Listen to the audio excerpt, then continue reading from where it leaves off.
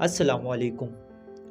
سجدہ وہی عمل ہے کہ شیطان نے اس کی وجہ سے خداوند تعالیٰ کی نافرمانی کی اور اسے انجام نہیں دیا، اسی وجہ سے وہ مردود ہو گیا۔ لیکن سجدے میں کن کن چیزوں کا خیال رکھنا ضروری ہے یہ میں عرض کرتا ہوں۔ پہلا، جسم کے 7 حصوں کو زمین پہ لگانا واجب ہے۔ پہلا، پیشانی، دوسرا، دونوں ہاتھوں کی ہتھیلیاں، تیسرا، دونوں پاؤں کے گھٹنے اور چوتھا، دونوں پاؤں کے سرے۔ سجدے کے اندر باقی انگلیوں کو زمین پہ لگانا ضروری نہیں ہے۔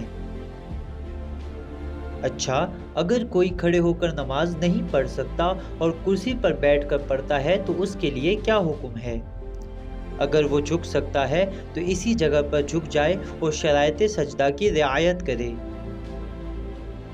لیکن اگر وہ اتنا نہیں جھک سکتا کہ سجدے گاہ پر پیشانی کو پہنچا پائے تو ضروری ہے کہ اپنے ہاتھوں سے سجدہ گاہ پیشانی تک پہنچائے۔